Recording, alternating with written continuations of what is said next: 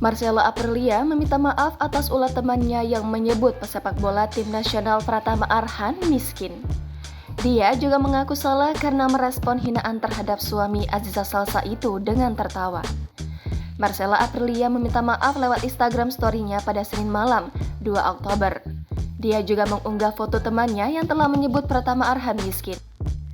Marcella Aprilia meminta maaf mewakili temannya sekaligus mengungkap akun Instagram yang bersangkutan yang telah menyebut Pratama Arhan miskin.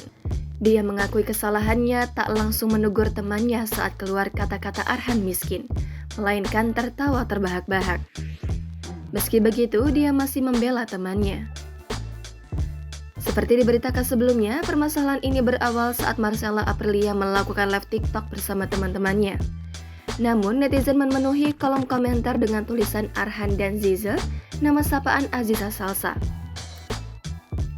Hal ini membuat teman-teman Marcella Aprilia kesal karena masih membawa nama mantan kekasih dan istrinya hingga mengeluarkan kalimat hinaan Arhan miskin. Jangan lupa subscribe, share, komen, dan like ya!